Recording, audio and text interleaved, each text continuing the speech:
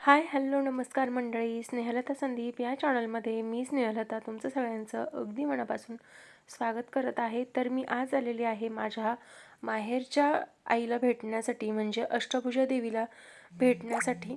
तर आमच्या गावात 4 आणि 5 तारखेला देवीची यात्रा आहे. तर त्याच निमित्ताने मी गावात आलेले होते. म्हणजे गावात आधीच येऊन गेलेले होते, पण दर्शनासाठी परत येता येणार नाही, त्यामुळे दर्शनासाठी आलेले होते. किती सुंदर, किती मस्त आणि किती प्रसन्न असं वाटते देवीकडे बघून. खरंच खूप छान. आणि असं म्हणतात की ही देवी आपण जे बोलतो ना ते सगळं ऐकत असते. म्हणजे भरपूर जण असे आहेत ज्यांचे नवस इथे पूर्ण झालेले आहेत. त्यामुळे भक्ताच्या हाकेला धावणारी देवी म्हणून अष्टभुजा देवीची ओळख तुम्ही समजू शकता. त्यानंतर देवीचं दर्शन वगैरे केलं. खरं तर पहिल्यांदा मी जेव्हा तिथे गेले ना, मला व्हिडिओ काढण्याचं माझ्या लक्षात नव्हतं.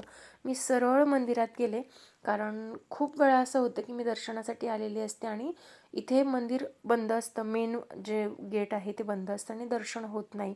त्यामुळे आले आणि पहिले दर्शन केलं आणि त्यानंतर बाकीच्या गोष्टी केल्या, व्हिडिओ वगैरे. तर मैत्रिणींनो, तुम्हाला माझ्या चॅनलवर मी स्नेहलता तुमचं सगळ्यांचं अगदी मनापासून स्वागत करत आहे. चॅनलवर नवीन असेल तर चॅनलला आत्ता सबस्क्राईब करा. व्हिडिओ कसे वाटतात ते कमेंट करून मला नक्कीच सांगा. तुम्हाला व्हिडिओ आवडला असेल तेवढ्याला लाईक, शेअर, सबस्क्राईब नक्की करा. तर मैत्रिणींनो, वर्षातनं एकदा देवीला भेटण्यासाठी जावं, किंवा आया असतात, आया माऊल्या असतात, त्यांना भेटण्यासाठी जावं असं म्हणतात, नारळ फोडावं. तर त्यासाठी मी गावी गेलेले होते. इथे समोरच माझी शाळा आहे. जे उंच झाड दिसत आहेत ना, तिथे माझी शाळा आहे. त्या मागच्या वर्षी गेट टुगेदरचा व्हिडिओ मी टाकलेला आहे. ही माझी शाळा आहे. आमच्या गावातनं दुसऱ्या गावात आम्हाला शाळेसाठी जायला लागायचं. आम्ही इथे नारळ वगैरे फोडून घेतलं. त्यानंतर इथे प्रशस्त असा सभामंडप उभारलेला आहे. सभामंडप म्हणण्यापेक्षा आपण इथे आमच्या गावातले सगळे कार्यक्रम इथे पार पडतात, सगळेच कार्यक्रम ऑलमोस्ट. आणि गावात अशी काहीतरी सोय असणं खरंच खूप चांगली गोष्ट आहे. म्हणजे कधी जर असं विचार केला ना की एक छान सुंदर मस्त लग्न इथे पार पडू शकतं, गावातनं बाहेर जायची गरज नाही. यासाठी सभामंडप खरंच खूप छान काम केलेलं आहे. त्यानंतर ही माझ्या गावची नदी आत्तासुद्धा खळखळ वाहते. मग आता शेतातली कामं चालू आहेत, त्यामुळे नदीचं पाणी थोडंसं कमी झालेलं आहे, पण पुढे बघू शकताय, पुढे भरपूर पाणी आहे तिला. त्यानंतर मग जसं की मी तुम्हाला आधी सांगितलं, आमच्याकडे आया माऊलींना नारळ फोडण्यासाठी जावं लागतं. तर मग मी तिथे आया माऊलींना नारळ फोडण्यासाठी गेले होते. वर्षातनं एकदा तरी जावं असं म्हणतात. तर जाताना तिथे शेंदूर, त्यानंतर पाण्याची बादली वगैरे सगळं घेऊन जायचं असतं. पण मी माझ्या सासरहून आले होते आणि डायरेक्ट इथे गेले होते, त्यामुळे मग त्या सगळ्या गोष्टी माझ्याजवळ नव्हत्या. पण बाकीच्या गोष्टी मी विकत घेऊन आले. पाण्याची एक बाटली घेतली आणि नदीवरनं पाणी भरलं आणि आया माऊल्यांना आंघोळ घातली. जसं जमेल तसं, जसं शक्य होईल तसं करणं महत्त्वाचं असतं. आपला भाव देव बघत असतो, आपण काय करतो आहे, कसं करतो आहे हे बघत नाही. या दत्त मंदिरात मी लहानपणी खूप खेळली आहे. खूप वेळ मी या दत्त मंदिरात असायचे आणि ह्याच दत्त मंदिरात खूप सेवा करायची. खरं तर माहीत नव्हतं की पुढे चालून मी दत्त महाराजांची एवढं सेवा करेन किंवा स्वामींची एवढी सेवा करेन.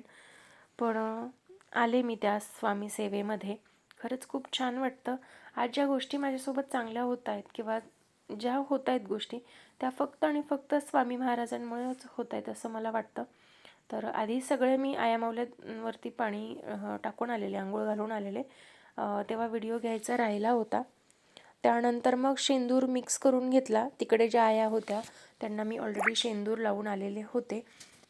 आमच्याकडे हळदी कुंकू वाहत नाहीत. आमच्याकडे म्हणजे थोडंसं वाहतात पूजा करण्यासाठी, पण एवढं असं लावत नाही. शेंदूर लावलेला असतो सगळ्या आयांना. पण माझ्या सासरी हळदी कुंकू पण वाहतात. फार म्हणजे प्रत्येक आईला लावतात. त्यांच्याकडे आया माऊल्या एवढ्या नसतात आपल्याकडे जेवढ्या आहेत. 5-6 असतात आणि एक म्हसोबा असतो जवळच. त्या त्यांच्याकडे आया माऊल्या असतात. प्रत्येक गावाची, प्रत्येक ठिकाणाची प्रथा वेगळी असते, रीत वेगळी असते. तर बघू शकता, या पद्धतीने मी सगळीकडे शेंदूर लावून घेत होते. म्हसोबासाठी अंडलिंबू घेऊन जायचं असतं असं म्हणतात. त्यानंतर मग मी म्हसोबाला सुद्धा शेंदूर लावून घेतला. लांबूनच लावला, हाताने स्पर्श केला नाही. त्यानंतर मग हळद कुंकू वाहून घ्यायचं होतं. ते हळद कुंकूसुद्धा मी वाहून घेतलं. तुमच्याकडे, तुमच्या गावाकडे किंवा तुमच्या अशा कोणत्या, माझ्या सासरी यांना आसरा म्हणतात, तर तुमच्या गावाकडे असं काही आहे का, मला ते कमेंट करून नक्कीच सांगा. कारण माझं माहेर जिथे आहे तिथे माझा आसरा असतो किंवा तिथे माझ्या आया असतात असं म्हणतात, माझ्या गावच्या आया. तर मैत्रिणींनो, तुमच्याकडे यांना काय म्हणतात काय नाही हे मला कमेंट करून नक्की सांगा. काही ठिकाणी असं होतं की हात पोहोचत नव्हता, पाय ठेवता येत नव्हता, त्यामुळे मग लांबून टाकून द्यावं लागत होतं. खरं तर काही गोष्टी ह्या म्हणजे आपण म्हणतो ना की सगळं देवाचं आपण व्यवस्थित केलं तर देव कायमस्वरूपी आपल्या पाठीशी असतो. आणि मला असं वाटतं की आपला जिथे भाव आहे ना तिथे देव आहे. त्यामुळे मी अगदी मनापासून या सगळ्या गोष्टी करते. त्या चूक आहेत, बरोबर आहेत, कशा आहेत काय ते मला माहीत नाही. माझा देव माझ्याकडनं त्या करून घेतोय आणि तो स्वीकारेल सुद्धा. या गोष्टीची शाश्वती मला आहे. त्यानंतर बघू शकताय मी कुंकू वगैरे वाहून घेतलं, अगरबत्ती लावून घेतली, नारळ फोडून घेतलं आणि परत घरी येण्यासाठी निघाले. बऱ्याच वेळा असं होतं की मला तिथे दर्शनासाठी जायचं असतं पण जाता येत नाही, वेळ मिळत नाही किंवा येऊन पटकन निघून जाते. माझी आत्या लग्नाला तिचे भरपूर वर्ष झाले असतील. माझ्या आत्या मागच्या व्हिडिओमध्ये तुम्ही बघितल्या. माझी आत्या अजूनसुद्धा वर्षातनं एकदा येऊन आयांना नारळ फोडून जाते. त्यामुळे मला असं वाटतं की आपण तर अजून चांगले आहोत, हट्टेकट्टे आहोत. जोपर्यंत आपले हातपाय चालत आहेत तोपर्यंत येऊन जावं. तर मैत्रिणींनो, माझे व्हिडिओ अगदी छोटे छोटे असतात, बेसिक असतात. घरातल्या गोष्टी ज्या ज्या मी करते त्या तुमच्यासोबत शेअर करत असते. तर मैत्रिणींनो, तुम्हाला माझे व्हिडिओज कसे वाटतात, काय बदल हवे काय नाही ते मला कमेंट करून नक्कीच सांगा. तुम्हाला माझे व्हिडिओ आवडतात की नाही हे सुद्धा मला कमेंट करून नक्कीच सांगा. आणि व्हिडिओ कसे वाटतात ते सुद्धा नक्की सांगा. मी सर्वसामान्य गृहिणी आहे आणि सर्वसामान्य गोष्टीच मी तुमच्यासोबत शेअर करण्याचा प्रयत्न करत असते. त्यामुळे जसं आहे जे आहे ते गोड मानून घ्या आणि तुमच्या सगळ्यांची साथ मला असू द्या. कारण घरात बसून काहीतरी करण्याचा मी प्रयत्न करते. इंस्टाग्रामला सुद्धा आपला हँडल आहे. मी ऑनलाईन सेलिंगचा बिझनेस करते. तुम्ही जर ऑनलाईन शॉपिंगमध्ये इंटरेस्टेड असाल तर 7262021743 हा माझा व्हॉट्सअप नंबर आहे. त्यावरती तुम्ही शॉपिंगसाठी मला कॉन्टॅक्ट करू शकताय. ज्या महिलांना घरात बसून काहीतरी करायचं आहे त्यासुद्धा माझ्याशी कॉन्टॅक्ट करू शकतात. तर मैत्रिणींनो, आजचा छोटासा व्हिडिओ होता. माझ्या गावातले देवा दाखवल्या, गावातल्या मंदिरांचा मी सेपरेट व्हिडिओ बनवलेला आहे. सगळं मी अगदी डिटेलमध्ये दाखवलेलं आहे. तर आजचा व्हिडिओ अगदी छोटासा होता. कसा वाटला, काय वाटला हे मला कमेंट करून एकदा नक्कीच सांगा.